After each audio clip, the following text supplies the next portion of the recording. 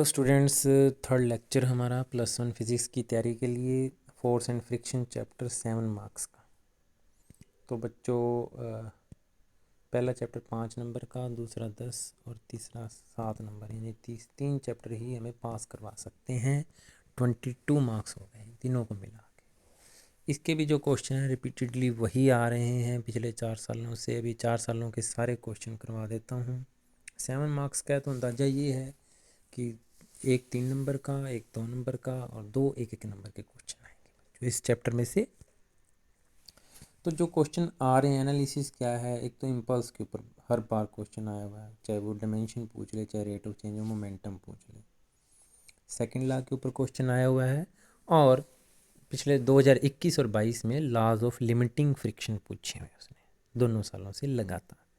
तो फ्रिक्शन से एक टॉपिक 3 नंबर का आएगा और 4 नंबर आएंगे वहाँ से फोर्स वाले चैप्टर से। सेकंड लॉ से आ जाए, इम्पल्स आ जाए, इनर्शिया का कंसेप्ट आ जाए। इनर्शिया के कंसेप्ट पे भी कई क्वेश्चन बनते हैं। तो अभी हम 2019 से लेके 22 तक के सारे क्वेश्चन कर लेते हैं। तो 2019 में पहला क्वेश्चन 1 नंबर का आया हुआ है। थोड़ा 2019 का पेपर काफ़ी टफ था भी हरियाणा बोर्ड के लेवल के हिसाब से। 98 न्यूटन फोर्स लगाया गया, बॉडी थी मास 20 kg की। तो कहते फोर्स ऑफ लिमिटिंग फ्रिक्शन पता लगाओ। तो फ्रिक्शन का फोर्स दे रखा है हमें, मास दे रखा है, तो म्यू पता लगाने के लिए कहा है। क्या पता लगाना है हमको? म्यू, यानी कि कोफिशिएंट ऑफ फ्रिक्शन, म्यू। तो F is equal to mu are.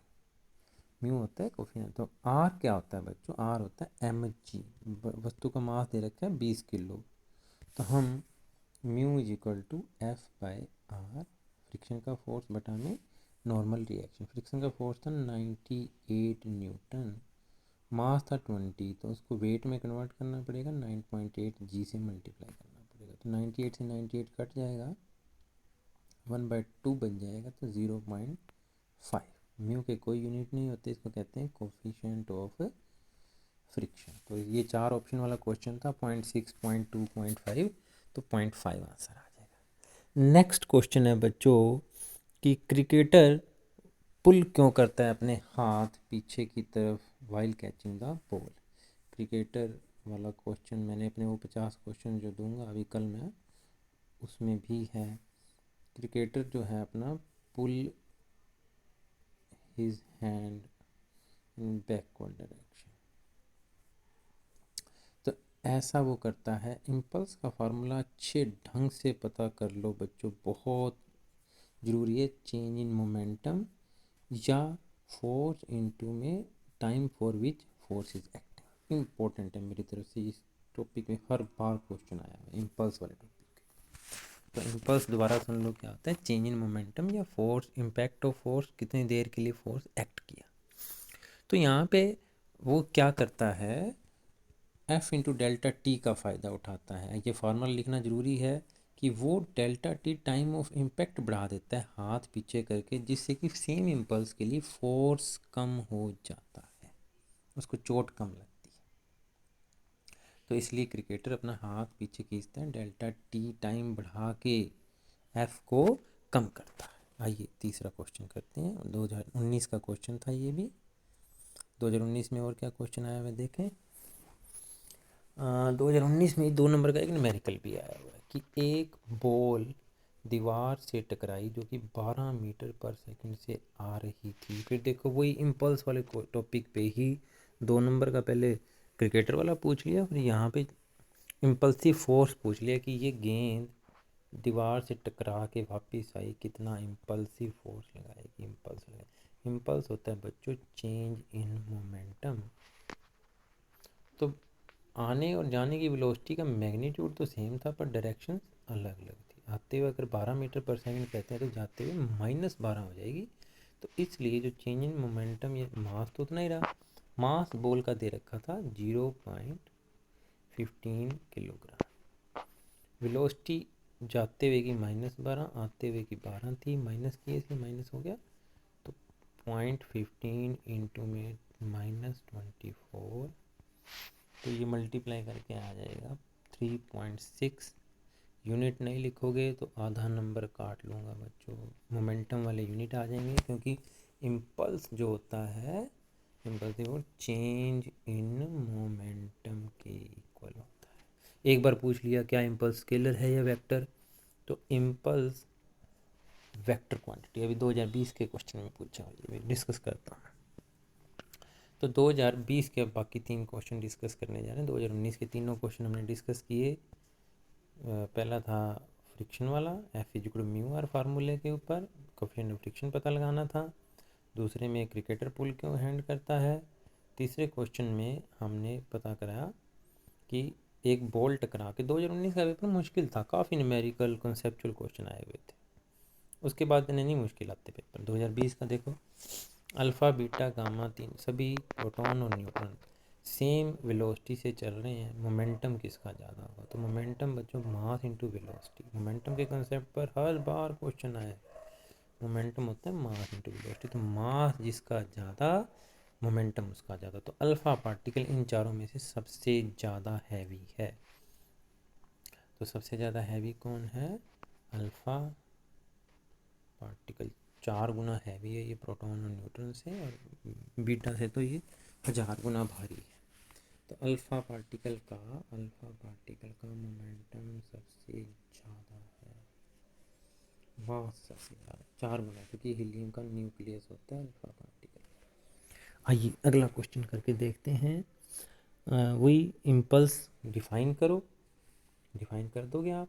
Impulse होता है rate change in momentum, rate of change in momentum नहीं, चेंज इन मोमेंटम, या इसको ऐसे लिख देना mv2 माइनस mv1। और क्या होती है इम्पल्स की डेफिनेशन, इम्पल्स होता है force into the time for which force is acting. अच्छा, आगे बात उसने पूछ लिया स्केलर है कि वेक्टर, ये 2020 में क्वेश्चन पूछा हुआ है। तो ये है वेक्टर क्वांटिटी, क्योंकि दो वेक्टर्स को घटाओगे तो वेक्टर आता है, इम्पल्स वेक्टर क्वांटिटी है। इम्पल्स क्या है,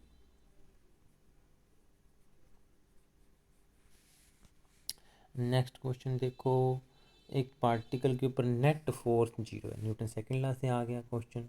दूसरी बात बच्चों क्या होती है, न्यूटन सेकंड लॉ बहुत बेसिक सा लॉ है, कहता है अगर फोर्स नेट 0, क्या बॉडी के बारे में क्या सोचते हो, क्या वो रुकी होगी, नहीं जी जरूरी नहीं है वो रुकी होगी, वो हो सकता है उसकी एक्सेलरेशन 0 है, फोर्स 0 होने का मतलब, लेकिन वो कांस्टेंट वेलोसिटी से हो सकता है चल रही हो, ऐसा ज़रूरी नहीं है कि रुकी, रुकी भी हो सकती है। दोनों ही ऑप्शन है, या वो कांस्टेंट वेलोसिटी से स्पीड से चल रही है, या रेस्ट पर है। तो एक नंबर तो यहाँ से पूछा, और उसने ये कहा कि मैथमेटिकली न्यूटन सेकंड लॉ लिखो तो वेक्टर फॉर्म लिखो, तो F is equal to M A mass into acceleration. 2020 के 2 तक जो 5 नंबर का था ये चैप्टर, एक क्वेश्चन 1 नंबर का आता था, दो 2 नंबर के आते थे। इस बार ये चैप्टर 7 नंबर का है। चलिए, तो ये 2020 तक के क्वेश्चन है। 2021 और 22 के सारे क्वेश्चन एक जैसे हैं, थोड़ा थोड़ा अंतर है।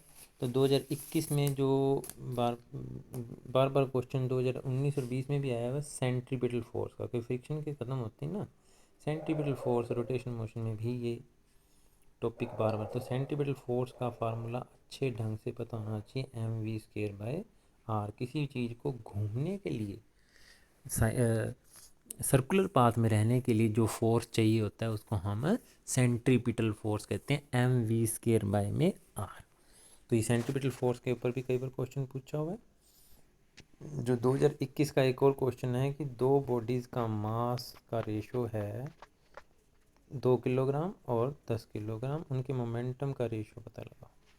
तो मोमेंटम होता है, वेलोसिटी सेम है उनकी, और P2 हो जाएगा m2v। तो जब इनको डिवाइड करोगे P1:P2 हो जाएगा 1:5, क्योंकि 2 को 5 से काट जाएगा, 1:5। तो 2021 और 22 में ये क्वेश्चन सिमिलर आए हुए हैं। 2021-22 में मैक्सिमम और मिनिमम फ्रिक्शन पूछ रखा है। तो बच्चों ये ग्राफ देखो, ये स्टैटिक फ्रिक्शन है, यहाँ इस पॉइंट को लिमिटिंग फ्रिक्शन कहते हैं, और ये स्लाइडिंग या काइनेटिक फ्रिक्शन है। काइनेटिक, स्टैटिक जब तक बॉडी रुकी हुई है, और इस पॉइंट को कहा जाता है लिमिटिंग फ्रिक्शन, जहाँ पे बॉडी जस्ट चलना शुरू कर देती है। तो इनमें मैक्सिमम वैल्यू किसकी होती है? लिमिटिंग फ्रिक्शन की। मिनिमम पूछ रखा है तो मिनिमम वैसे स्टैटिक फ्रिक्शन की बनेगी, क्योंकि काइनेटिक फ्रिक्शन थोड़ा सा कम होता है लिमिटिंग फ्रिक्शन। तो 2021 में तो पूछ लिया मैक्सिमम, तो मैक्सिमम कौन सा है? Limiting friction. और मिनिमम अगर पूछा है 2022 में तो स्टैटिक फ्रिक्शन। 2022-21 में एक क्वेश्चन पूछा हुआ है, एंगल ऑफ फ्रिक्शन और कोफिशिएंट ऑफ फ्रिक्शन में क्या रिलेशनशिप है? तो mu is equal to tangent theta. Angle of friction, ये तो एंगल ऑफ रिपोज बन गया डायग्राम। एंगल ऑफ फ्रिक्शन होता है नॉर्मल रिएक्शन और फ्रिक्शन ऑफ फोर्स के रिजल्टेंट के बीच का angle, that is called angle of friction. चलिए इसके बाद बहुत बार 2 बार 2021 और 22 में एक ही क्वेश्चन आ रहा है, लॉज ऑफ लिमिटिंग फ्रिक्शन। ये समझाता हूँ और लेक्चर ख़त्म करता हूँ बच्चों। लॉज ऑफ लिमिटिंग फ्रिक्शन बहुत इंपॉर्टेंट हैं मेरी तरफ से, 3 नंबर में बहुत इंपॉर्टेंट बनते हैं। तो F is directly proportional to R, force of friction directly, पहला न्यूमेरिकल अपना इसी बात से हुआ था। और डायरेक्टली प्रोपोर्शनल साइन आके हम लगाते हैं mu R. Coefficient of limiting friction directly proportional होता है नॉर्मल रिएक्शन के। म्यू क्या कहलाता है? हमारा coefficient of friction. Limiting friction जो है एरिया पे डिपेंड नहीं करता बच्चों, जब तक कि नॉर्मल रिएक्शन सेम है। Does not depend on area.